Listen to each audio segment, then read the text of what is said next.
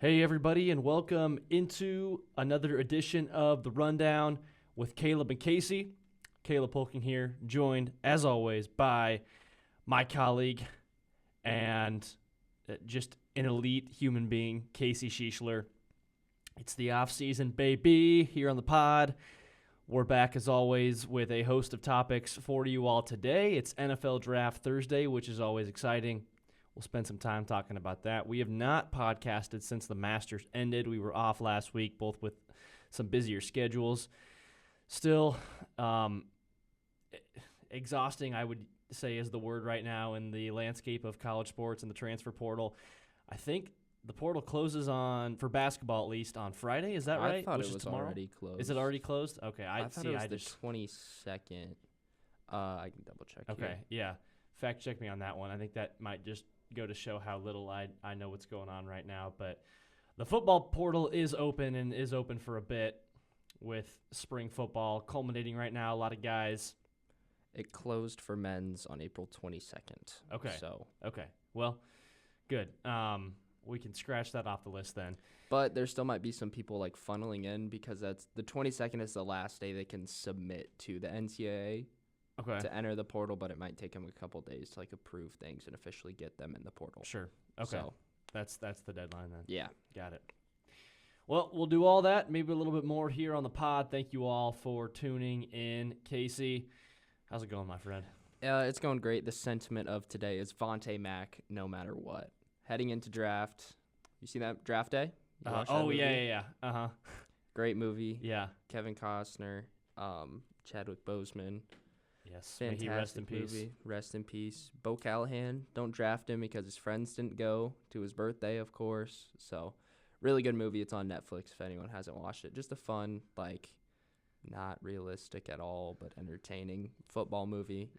Well, it's such a good movie that it made John Rothstein actually tweet about it today. Really? I don't know if you saw this morning. He tweeted a quote from the movie. Oh, it was literally the Vontae Mack quote. It was Vontae Mack no matter what. And then Kevin Costner's Sonny Weaver Jr. in Draft Day circa 2014. And you're hard-pressed to find John Rothstein tweet about anything other than college basketball. So that goes to show how good of a movie that is. Yeah, a very, very fun movie. Absolutely. Should we just start there then? Should we let's start with that? draft. Because that's kind of the most timely thing for today. Yeah. In my mind, honestly, just from an NFL draft perspective in general, this is one of the least exciting ones I can remember. I think for Iowa State, I'm really curious, obviously, with, you've got about 4 or 5 guys that have a really good to decent chance at landing somewhere in the draft, with a few more that will probably sign as undrafted free agents. But across the board, I don't know. Maybe I just haven't really been paying attention too much this year, but it's interesting right now. I'm seeing a lot of draft analysts saying probably just one quarterback in the first round. Maybe you see Shedeur Sanders go somewhere in round 1. I know Pete Prisco from CBS, he in his final mock didn't have Shedeur Sanders in round 1. So I don't know. It's interesting. He could really go anywhere. But obviously Cam Ward is kind of he's the guy who's number 1 off the board at Tennessee. But I don't know. What are your thoughts right now, Casey, on the draft as a whole? Yeah, it's been nice. I've kind of got to spend, my off time in this week looking at the draft. I usually dive into the draft pretty heavily, the weeks before, but just been rather busy. So kind of dove headfirst into it this week. Did a couple mock drafts. Did my final mock draft yesterday. It's very interesting. The draft really starts at 2 or 3 this year because at 1, obviously, it's Cam Ward written. I mean, the guy came out on social media and was like, yeah, Traylon Burks is a top 5 receiver in the league.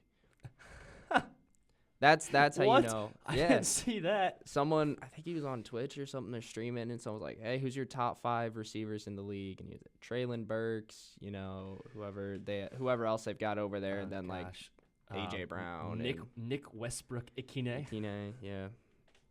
That's crazy. That kind of solidified that, he's going 1-1 overall. At 2, there's some debate. Are they going Travis Hunter? Travis has said he wants to play both sides of the ball. I mean, he's listed at corner. He's going to play receiver.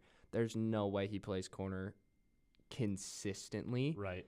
At the professional level, I think he'll be a really solid receiver. I don't know what his ceiling's going to be like, but I saw some people saying, play him at receiver, then like third and long situations, sub him in, and like he's just going to play man-to-man against somebody, and if the ball is in the air, he's going to go after it, kind of like a situational guy. Right. But there's a ton of questions. Like you were saying with the talent, though, I'd say there's maybe 6, 7 really talented guys that stick out to me. Hunter, I think Abdul Carter's the best player in the draft if he's healthy. I really like Gene T.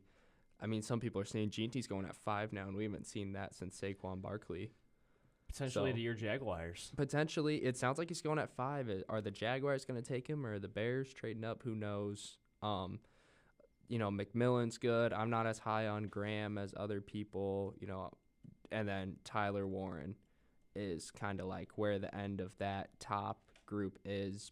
But to me, there's a lot of depth, like 3 through second, third, fourth round. You're getting good players, but I don't think we have the top-end talent that we've had in the past couple drafts. Especially at the skill positions, I think there's a lot of, you're seeing in round 1, I wouldn't be surprised if close to half of the round 1 picks are guys either on the offensive or defensive line. I think I had like 4 edge picks in a row in my draft. Yeah, there's just and I think that is a testament to, 1, there's a lot of talent on both those sides in the trenches, and 2, there just isn't that much talent at the skill positions that there have been in previous years. I do think the running back draft prospects are very deep this year, deeper than, especially high end. I don't really, I haven't thought too much past like probably the top 5 or 6 guys, but high end talent is really good. But again, just with this landscape now in the NFL, you don't see, unless it's a guy like Ashton Genty or Bijan Robinson a couple of years ago, you just don't see guys get drafted in the first round at running back, and obviously Genty's going to be this year, but and you've possibly got guys, Hampton too. Yeah, people are saying. Omarion Hampton, but Cam Scadaboo, who had an incredible year this year at Arizona State, is probably a late round 2, early round 3 guy. Yeah. Caleb Johnson at Iowa. The 2 running backs from Ohio State, Henderson and Judkins, are probably late 2, early 3, maybe mid 2 for them. I'm not really sure, but always interesting. I am excited to see where all those guys end up, especially Cam Scadaboo. He was I loved watching him this year, except for when he played the Cyclones at the Big 12 championship. But I'd be curious, just with his build, how does that translate in the NFL? I feel like he's a cowboy. He's one of those guys that it's like, because everyone was like, oh, Genty's a cowboy. Well, the Genty's not falling to 12. There's no way he falls to 12. Yeah. And I don't think the Cowboys want to trade up. I don't think they know how to trade up or pick up a cell phone. No. So, yeah, they still got Jerry Jones in charge over there, believe it or not. But I've seen McMillan from Arizona as kind of the hot target for them. Yeah, as a compliment to CeeDee Lamb. Yep. I mean, you even look down the board, you got Devin Neal as a 3rd-round pick, Jadon Blue, 3rd-round pick, ETN is like a 5th-round pick, Kyle Monagai, Jordan James. I mean, Taj Brooks and Ollie Gordon are fringe 7th-round picks right now. I mean, that's just Donovan Edwards, projected undrafted right now.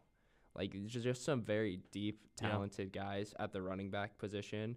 And that's why a lot of people are saying, if you don't get Genty, you don't need to pick a running back till round 4 or 5, because the talent is still going to be there, and you'd rather fill up at spots that are, don't have as deep of a talent pool like receiver this year. Yeah, good point. And then, to narrow it down from an Iowa State perspective, I'm really interested and really excited too.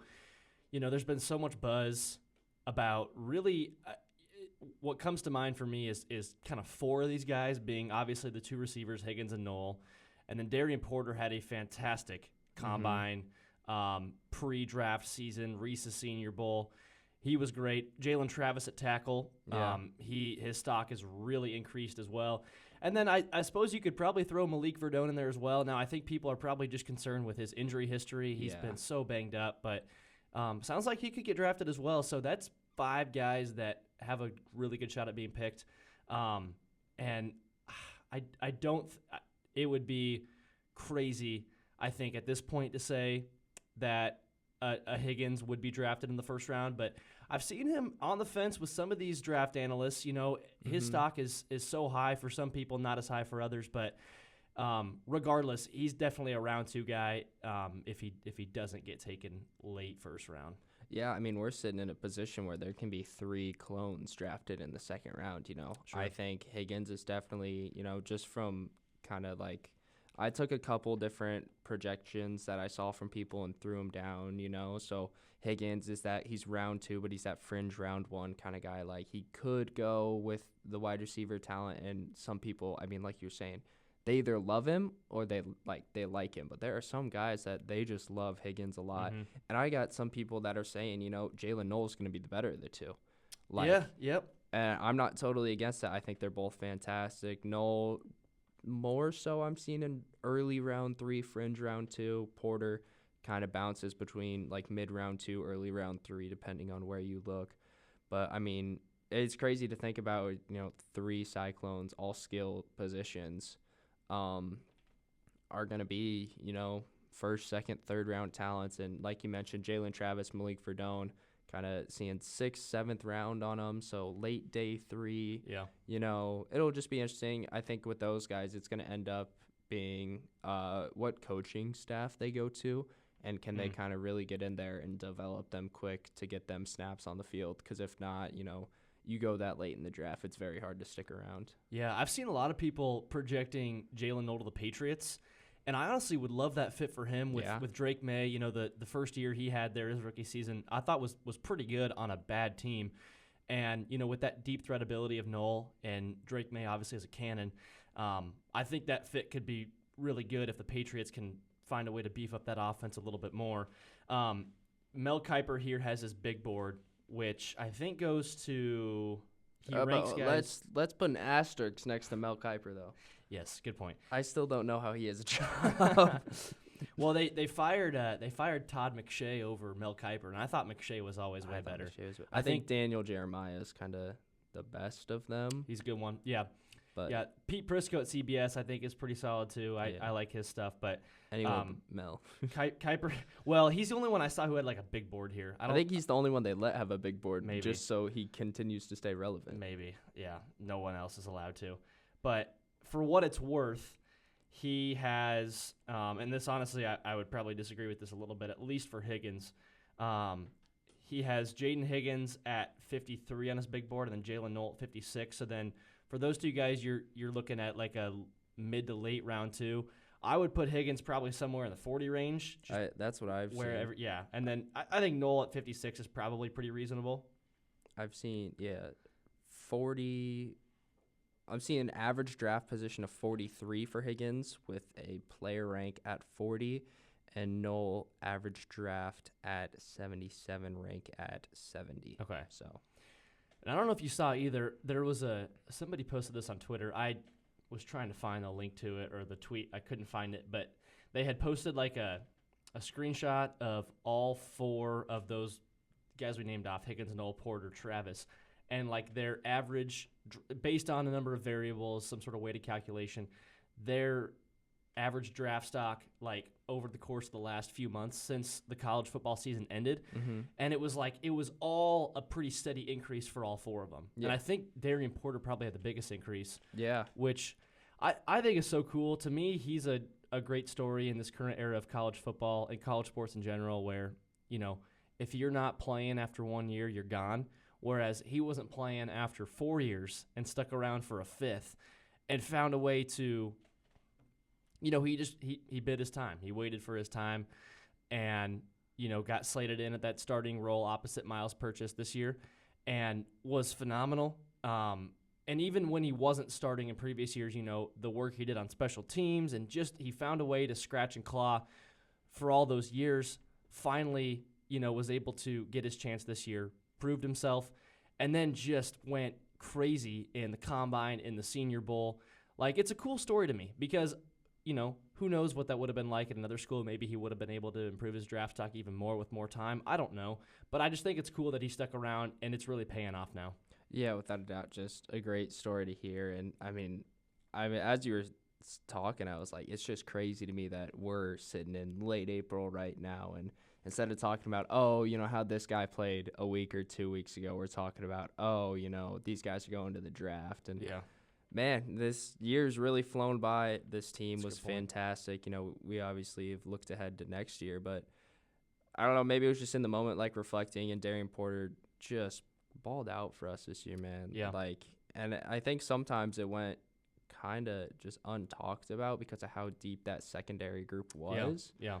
But, like, how talented and, like, day in, day out, he was kind of there every single time. Yeah. And who knows, too? I mean, I don't think it's a thing where it's like the coaching staff completely missed on him and, should have played him earlier. I think it was a pure developmental thing. Yeah. So if he does go out and transfer earlier on in his career, I don't know if he gets developed the same way. Maybe he does. Maybe he goes to another staff that knows how to develop guys really, really well. There's that potential, but there's also a risk you run when you do that, and then you don't have the chance to do this come draft day. So DJU? Yes. DJU. There's no way is he still back this year? No. Okay, he's done. He's out of eligibility. Yeah. What a flop that was. That's going to go down as one of the all-time, great college football player disasters of all time. Just from, a pure recruiting standpoint, I mean, he was the number one player, wasn't he? Or the number one quarterback or something? At least number one quarterback in the class of 2020, I think is what it was, because he was behind Trevor Lawrence for one season and then started in 2021 as a redshirt freshman and at Clemson and just never. His one good season was at Washington State, which was, 2023? So Oregon State? Was he at Oregon State? Is that where he was at? Washington State was Cam Ward. Oh, wow. Okay. Yeah. A little bit of a difference between those two. A little bit. A 0-star turned into the first overall pick, and a 5-star turned into might be in the CFL. Yeah, a big might. All right. Anything else on that? That's all I got. Okay. Me too. We'll be monitoring. It'll be an exciting weekend, and we'll have the full breakdown of it next week. Shall we hit on some Masters here? Yeah. Recap that. Obviously, it's been almost 2 weeks since the Masters. 2 weeks ago today is when it started, so this isn't exactly timely. We didn't podcast last week, so we figured it'd be good to hit on it today, especially with just how good of a Masters it was. I saw somebody said, when thinking about all the big major sporting events that we cared about over the course of the year, you had the college football playoffs, first year of the 12-team format, and it was probably, the national championship was great. The semifinals were pretty good, but aside from that, when you factor everything in, I think they graded it at a B-. Yeah. March Madness was a C+. NFL playoffs was a D, just being the Super Bowl between the Chiefs and Eagles. That was awful. Yeah, and it was I think even the MLB playoffs as well, and the World Series being Dodgers, Yankees, I had it pretty low. And then the Masters an A+, and I was like, yeah, that makes about sense. In terms of just a pure, competitive storybook, all the different accolades you would give to a really good, major sporting event, the Masters would probably top any of those other ones we follow from this year purely on how it all went down. Yeah, I mean, they always say the Masters doesn't start till the second night on Sunday. And you get to the second night on Sunday, and Rory's there, and then he falters a little bit, and Rose goes on this tear from 7 under to 11 under, birdieing 3 in a row. And then you look, and down the board, everyone else is still there. Every single person kind of had the shot at it. Reed was 9 under, Scheffler was 8 under, Sungjae Im was 7 under for a little bit. DeChambeau was 8 under. Auberg was 10 under. He was one shot back till that 18th. Yeah, and then he double bogeyed, right? He triple bogeyed, I think. Yeah. I honestly really enjoyed watching him, and then, he just flopped at the end. But, yeah, great performances. Yeah, I mean, and there were so many guys in it in such a tense moment, and then Rory's got the chance to win it, and he bogeys, and we go to a playoff, and the storyline of is Rory going to lose again? I think this, even if you aren't a fan of golf, just sports and kind of a storybook ending, and this will be made into a movie or a 30 for 30 at some point, and it should be. This was absolutely fantastic. Rory's been going at this for a decade and a half now. But man, it was just an absolute fantastic ending to the Masters. Yeah, it was. And, all the emotions that just flowed from Rory the moment the putt went in. He collapses to his knees. It looked like he was crying on the ground for a little bit there, and just everything that's been pent up inside of him for the last decade plus, all the talk for him always has been, when's he going to get the career Grand Slam? When's he going to do it? And, a lot of doubters, a lot of people against him, a lot of people who don't like Rory, and in some ways for good reasons, right? I mean, he's a controversial guy. But, just seeing everything, he looked so steady all the way through, and it was a roller coaster of a weekend for him, but seeing all the emotions just come right out of him the moment he won was spectacular, and CBS captured it perfectly as well. I mean, that was perfect television. Jim Nantz held off for, a solid 5 minutes, let the scene take itself. That's just broadcasting 101, right? I mean, there was no words to be said. It was just everything was being spoken via what was happening at the course as Rory's walking through all the fans and everybody. And I love this tweet you sent me here. This one made me laugh. It was from Drew Franklin, and he said, "Happy for Rory, but it's bittersweet knowing we heard Jim Nantz at Augusta for the 11th to last time." Yeah, dude. We got to start counting our days with Jim Nantz here. Unreal. There's yep. We're counting down. There's a lot of days to be counted down. 11th to last time really made me almost laugh. In like the 5-digit range for how many days until probably. Jim Nantz's last Masters.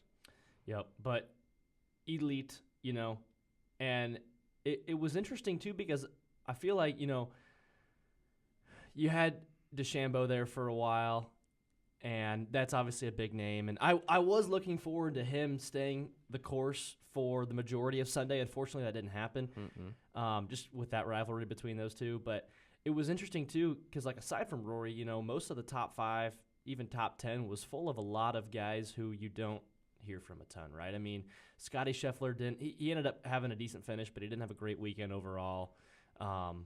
Some of those, like Brooks Koepka, did he even finish top 10? He didn't even make the cut. Oh, he didn't? Oh, jeez, I didn't even know terrible. That. Yeah. So guys who you've seen in the past and stuff like that, there were a lot of, I wouldn't call them new faces, but just faces, that are kind of usually afterthoughts. Yeah, I mean, we haven't seen Patrick Reed this high since he won the Masters, and a lot of people don't like him. But Sungjae Im, a lot of talent in that top 10, top 15, but guys that, you weren't expecting come Masters Sunday to be there. Obviously, a lot of people thought Auberg. Auberg was kind of polarizing pick where, he honestly was up there last year, but people were like, oh, it's a fluke because it's his first year there because everyone says, experience wins the Masters. So, and he was up there for a while, and I don't know what happened at the last hole, but, Day was up there. Homa looked a lot better. Zach Johnson was up there. Just a more unique group, I would say, kind of at this Masters. And, you got Schauffele was in the mix, but you look at guys like Hovland, like Tom Kim, like Koepka, Homa, Spieth, JT. They just didn't really get it going. And those are the guys you kind of expect to be up there. So it was kind of nice to have a different-looking group. Yeah, and then is Justin Rose becoming the Josh Allen of golf here? Oh, dude, he might. That was unfortunate. Yeah. As much as you love seeing Rory win and, how nice that was, especially as a Rory fan, you just got to feel for Rose. 2 overtime losses now, right? Mm-hmm. And he said it best. He's like, I feel like I've had the green jacket in my hands twice, and I haven't even lost it. Someone else just went and took it. Yeah. And you kind of feel for the guy because he's getting on and you don't know how many more years he's going to have. But, it's heartbreaking.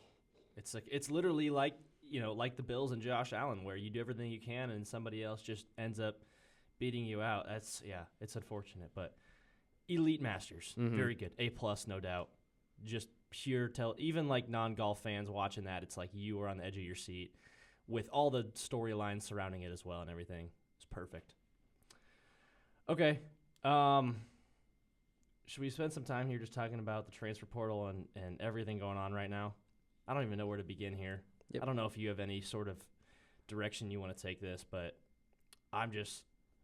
we can hit on who we just for sure now that the portal is done. No one new kind of entered the portal. JT goes to New Mexico. D-Watt to North Texas. Yeah. So and interestingly there, he is going to be playing under former Iowa State assistant coach Daniel Robinson, who was on TJ's staff for, I believe, the first year, maybe even the second year, which would have been DeMarion Watson's freshman year. I don't know, though, if they did overlap, but I know Robinson was an assistant on TJ's staff the first year there. So that's kind of cool. Yeah, but good for him. Yeah. And then Fish goes to Ball State, and then Nogis and Jackson, of course, to Pitt. Yeah. No last-second transfers for the Clones, which is kind of nice. But the weird thing is, and the thing that was throwing everything off for me is, like, this fifth-year guys without eligibility hitting the portal, and NCAA something about a permanent fifth year possibly coming up. And so all these guys hit the portal. Like, oh, if they rule on a permanent fifth year, I want to be in the portal when they do it, you know? So I have a roster spot I can go after. Just chaos in the NCAA with not knowing what to do and, like, the government getting involved in stuff. It is just chaos in the NCAA, and it's because they wanted to view them as amateurs for the longest time. Yeah.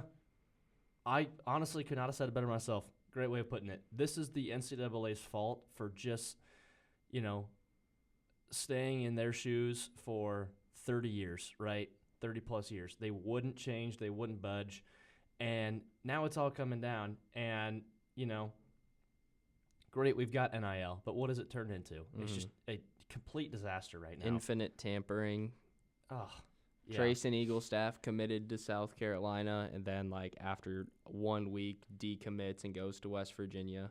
Well, and this is completely unstable, too, because I don't know if you – and I just heard about this morning listening to a podcast. I hadn't heard any reports about this on Twitter or anything, but allegedly some football teams are already, looking – obviously, with the portal being open now, you're kind of making your budgets and everything. We thought it was crazy when Ohio State was paying $20 million for its roster this last football season. It's sounding like there are some schools who are going to be paying close to $50 million for their football teams this year. Wow. Which is unbelievable. And that's completely unstable. Yeah. Eventually this is all going to come down and fall flat on its face because and hopefully this revenue sharing model is going to save it a little bit. I don't have a lot of confidence because the NCAA can't get out of its own way.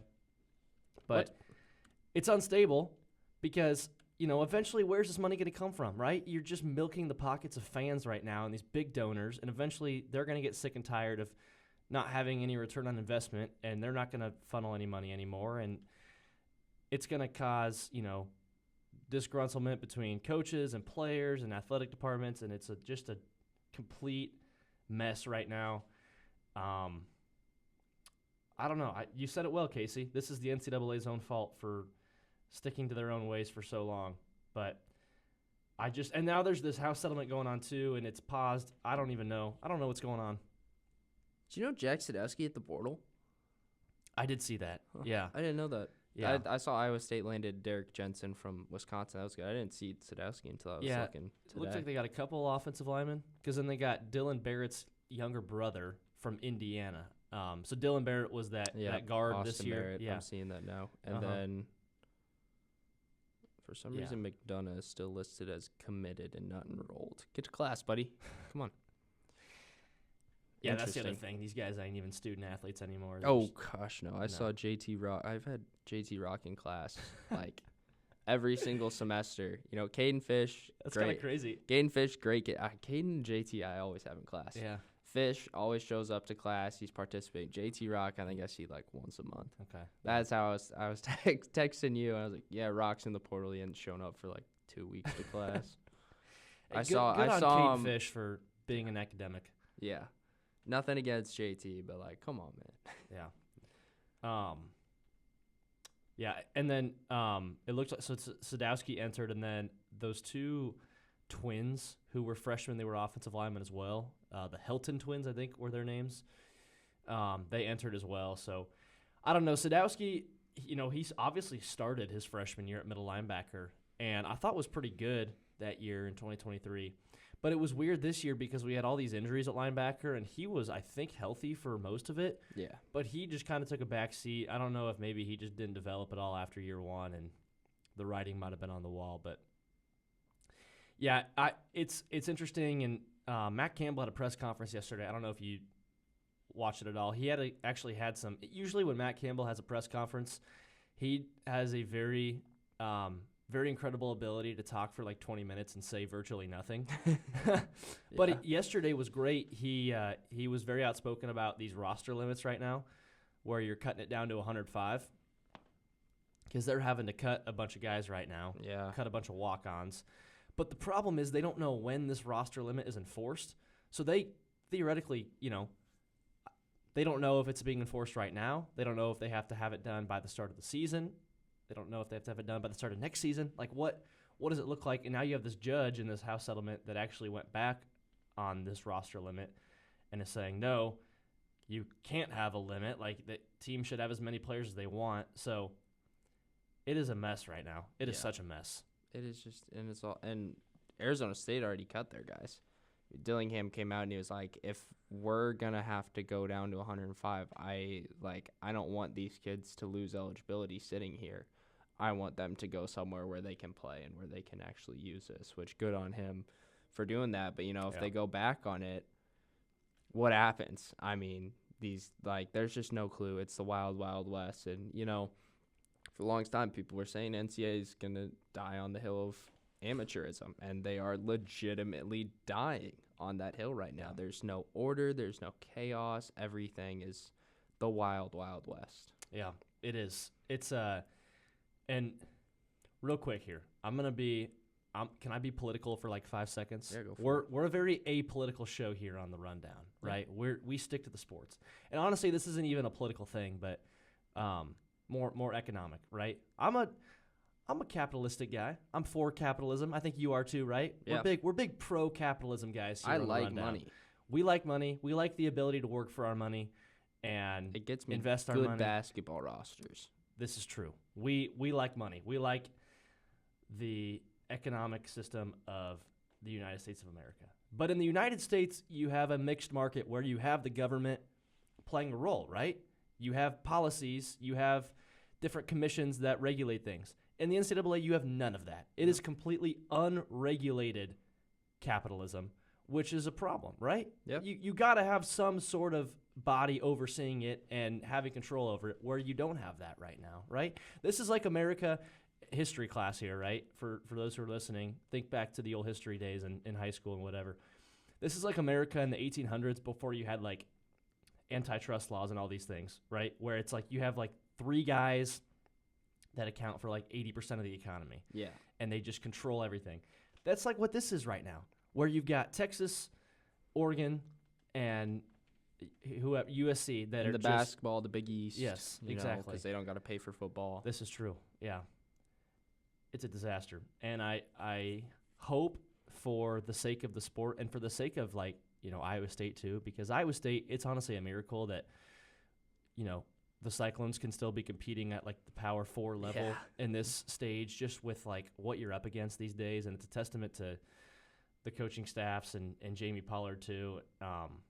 But I really hope that there is some sort of oversight, some sort of legitimate regulation with this new model where it's more of an even playing field.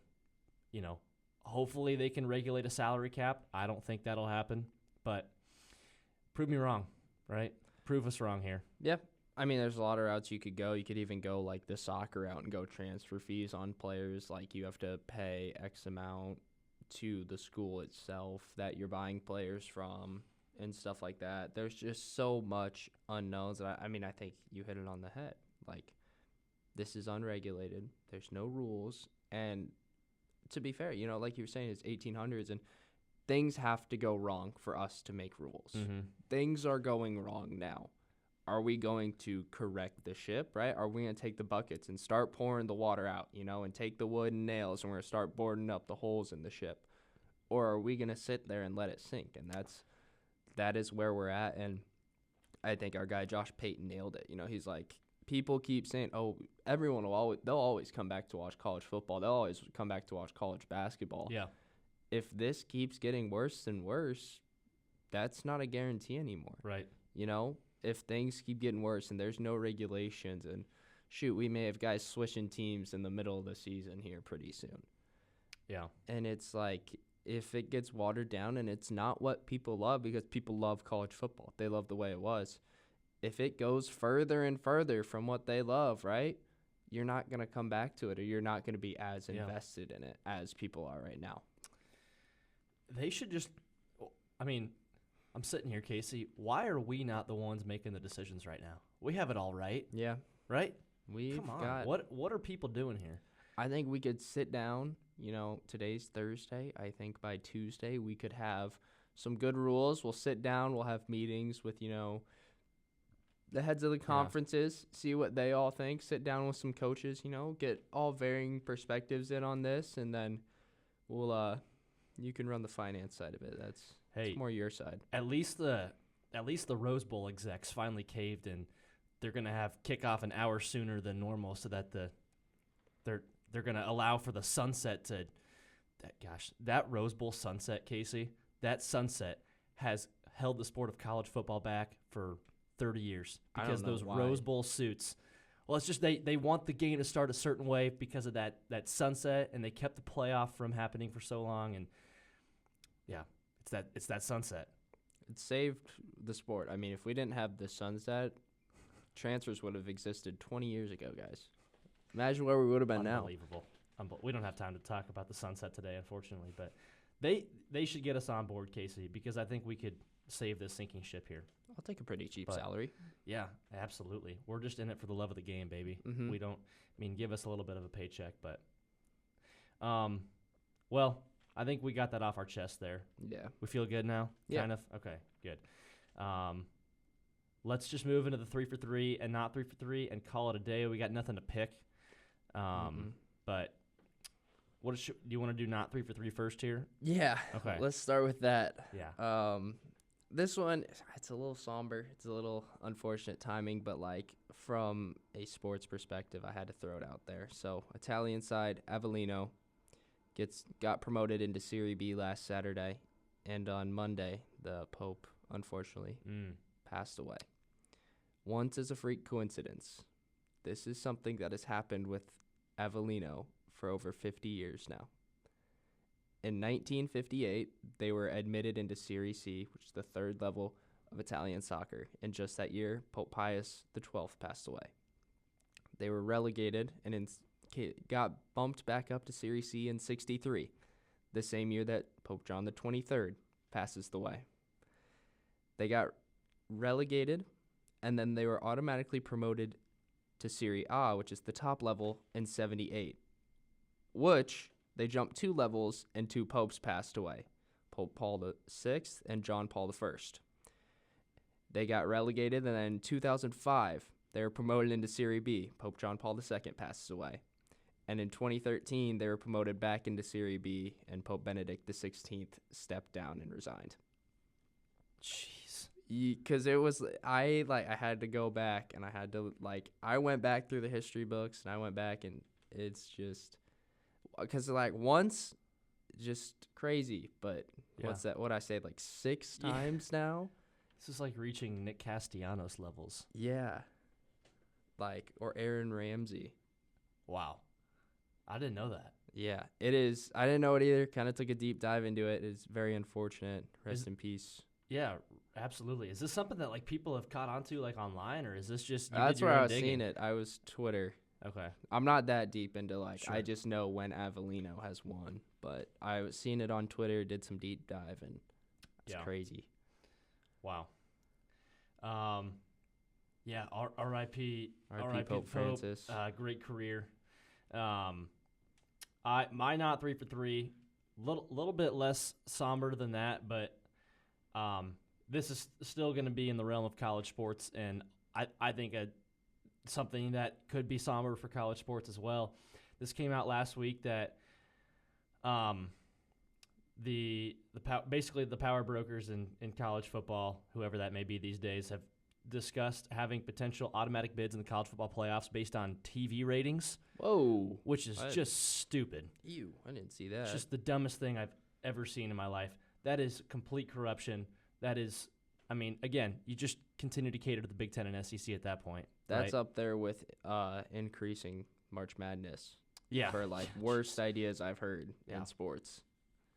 That is horrible. I really hope that doesn't awful. happen. And that, again, for a school like Iowa State would not be good because the Big 12 and the ACC just naturally don't have the brands that get the TV numbers. So, yeah, that would suck. But 3 for 3. Let's talk some good stuff Let's do it. Really good one, really fun one heading into my number 3. Jackson Holiday hits a grand slam at the Orioles Bark in the Park Day, and with his dog Coconut in attendance. Later during his press conference with Coconut by his side, he said that home run was not for the team. It was only for Coconut. Hey, let's go. Big Coconut enjoyers here. Oh, yeah. My number 3, it's a video that was caught of Shohei Ohtani. It was in the dugout. You'd have to go find it. It's hard to explain these videos sometimes, but goes to a water cooler and makes 8 drinks, all of them for his teammates. Mm-hmm. That's just awesome. Good guy. Guys like that, guys with that level of talent and fame and prestige, you don't see that happening. So, and he had his first kid. Hey, let's go, Shohei. And the pay cut he took as well to, obviously Wow. I don't like it. I don't like it as not a fan of the Dodgers, but he's just an unselfish guy. Yeah. Unselfish guy receiving $500 million eventually. But yeah, just a good dude all around. Can't go wrong. Yeah. My number 2 is the video I sent you. Purdue softball, their media team made personalized Miis, which think back to the Wii, the little characters. Those were called Miis. To put up on the scoreboard for their Easter weekend series versus Illinois instead of having the actual photos up. It was pretty cool. That's sweet. More teams need to do stuff like that. Just embrace it. My number 2 just announced this last week that Lee Corso's retiring. Mm-hmm. What a career. What an elite career. It was sad to watch kind of the final few years. I think it maybe lasted a little bit too long. But what an incredible career Lee Corso had. When he passes away, that'll be a really sad day. Just the headgear picks over the course of all the years and things like that. But, congratulations to Lee Corso on retirement. I'm sure he would love to receive congrats from the rundown with Caleb and Casey. Yeah. Lee Corso, you were absolutely fantastic. A huge part of our childhood mornings. Yeah. Growing up. Right. Just fantastic at what he did. It is unfortunate to see him stepping down, but I think it's the right call for him. My number 1, of course it had to be this. Come on, guys. You know me. Rory McIlroy completing the career Grand Slam. And, hey, the season Grand Slam is on, and it's all at courses that he's won at before. It's a real possibility that he could be the first person to complete a Grand Slam in a season. So, obviously, there's the Tiger Slam, which is winning all 4 majors in a calendar year. But no one has completed the one season Grand Slam. Yeah, that'd be incredible. Good for Rory. My number 1 is, it's the greatest comeback story in the history of the world, baby. Jesus Christ rose again on the 3rd day. Oh, that's Let's a good go. one. Come on. We're going to leave it at that today, baby. Ended on a high note. A lot of somber talk in terms of college sports these days, but greatest comeback story of all time, baby. That's number 1 for me. So anything else, Casey, to talk about today? All right, that's all. Hope everyone had a great Easter, enjoyed some time with the fam. Heck yeah. Hiding Easter eggs, finding Easter eggs, whatever age you are. And, come back for our candidacy to run the NCAA. Yeah. More on that to come. Mm-hmm. And we'll be back next week talking about, hopefully, some nice landing spots for some Iowa State players. And little Birdie has said maybe a Factual 5 next week. Might be. So for those of you who are big enjoyers of the Factual 5, and we tend to think that many of you are, be sure to be back next week for that. He's Casey Schiesler. I'm Caleb Polking. Have a great rest of your – that was one of the best podcasts we've done, Casey, I think. Was fun. That was good. Yep. Have a great rest of your week. We'll see you guys next week.